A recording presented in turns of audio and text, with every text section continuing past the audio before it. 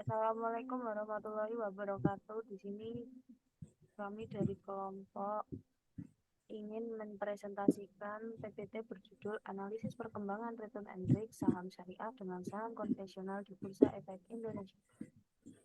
Kami terdiri atas 3 kelompok. Anggota kelompok Fani Alivia 2192038, Afirmasa Alwan 2192038, dan saya sendiri Agus 21920399. Saya sendiri akan mempresentasikan latar belakang di mana investasi adalah komitmen atas jumlah dana atau sumber daya lainnya yang dilakukan pada saat ini dengan tujuan memperoleh sejumlah keuntungan di masa yang akan datang. Bila investasi bisa berkaitan dengan berbagai macam aktivitas, investasikan sejumlah dana pada aset real adalah seperti tanah, emas, mesin, dan barang, maupun aset finansial seperti deposito, saham, reksadana, suku, atau obligasi. Banyak sekali alternatif pilihan berinvestasi, mulai dari investasi aset real hingga sekuritas, mulai yang dari berjenis konvensional hingga berjenis syariah. Namun, yang menjadi pilihan utama seorang dalam berinvestasi adalah bagaimana return yang ditawarkan hingga seberapa risk kemungkinan yang akan terjadi. Dan saham-saham dalam LP45 merupakan kumpulan saham yang liquid yang ada di BI dan CI. Juga merupakan kumpulan saham yang memiliki kinerja bagus dalam kategori syariah maupun non-syariah.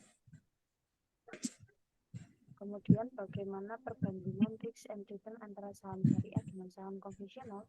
Hal tersebut dapat dianalisis dengan sederhana melalui rating tahunan saham tersebut dan deviasi standar sebagai risiko dengan menggunakan uji BTR.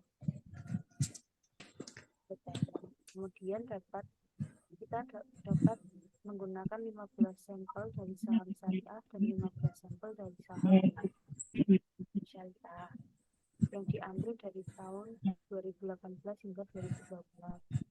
Hasil analisis dapat bahwa return saham terdaftar pada CII atau Jakarta Islamic Index pada tahun tersebut senilai minus 8,66%, dan saham yang terdaftar pada LD45 pada tahun tersebut 0,11%.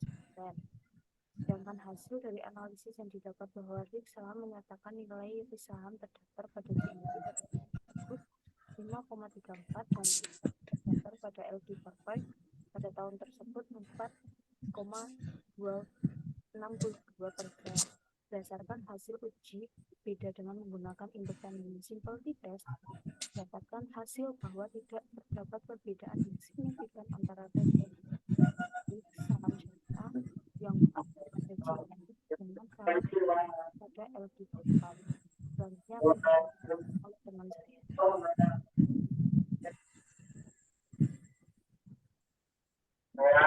Di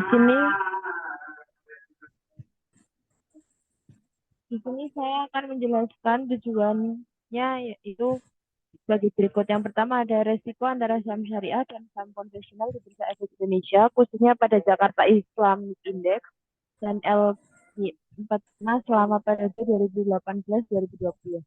Penelitian ini bertujuan untuk memberikan pemahaman yang lebih baik tentang kinerja saham syariah dan saham konvensional serta dampaknya terhadap keputusan investasi di pasar saham Indonesia.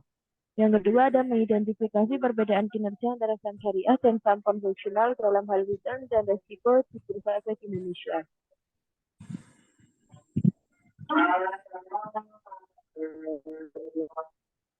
Rumusan masalahnya yaitu yang pertama, apakah terdapat perbedaan tingkat pengembalian return antara saham syariah dan syariah pada indeks saham CII dan indeks LQ45? Penelitian ini bertujuan untuk mengetahui apakah terdapat perbedaan signifikan dalam tingkat pengembalian antara saham syariah dan syariah di Bursa Efek Indonesia selama periode 2018-2020.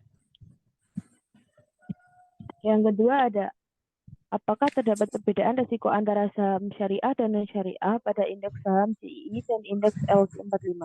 Penelitian ini akan mengidentifikasi apakah terdapat perbedaan yang signifikan dalam tingkat risiko antara saham syariah dan non syariah di pasar saham Indonesia? Selanjutnya akan dijelaskan oleh teman saya. Ya, baik. Selanjutnya ada metode analisis. Yaitu yang pertama, penelitian menggunakan metode kuantitatif dengan lokasi penelitian pada website Bursa Efek Indonesia sebagai sumber data sekunder. Yang kedua, data yang digunakan meliputi nama-nama emiten yang masuk dalam Indeks Jakarta Islamic Index atau JII dan LQ 45, serta data harga saham tahunan periode 2018 sampai 2020.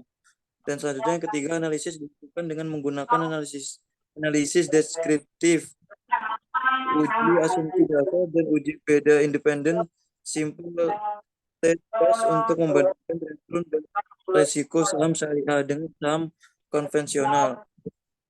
Selanjutnya ada implikasi terhadap keputusan investasi. Yang pertama yaitu hasil analisis ini dapat memberikan pemahaman yang lebih baik kepada investor mengenai kinerja saham syariah dan saham konvensional di pasar saham Indonesia. Lalu selanjutnya, investor dapat menggunakan informasi ini sebagai dasar untuk mengambil keputusan investasi yang lebih baik, terutama dalam hal diversifikasi portofolio dan penilaian risiko. Dan yang terakhir, kesimpulan. Yang pertama ya, hasil analisis menunjukkan bahwa tidak ada perbedaan signifikan dalam tingkat pengembalian, return, resiko, dan koefisien variasi antara saham syariah dan saham non syariah. Hal ini berdasarkan penelitian yang dilakukan pada periode tertentu di Bursa Efek Indonesia. Kedua, penelitian ini memberikan wawasan yang berharga bagi para investor dalam memahami perbandingan kinerja antara saham syariah dan saham konvensional di pasar saham Indonesia, serta dapat membantu dalam pengembalian keputusan investasi informasi.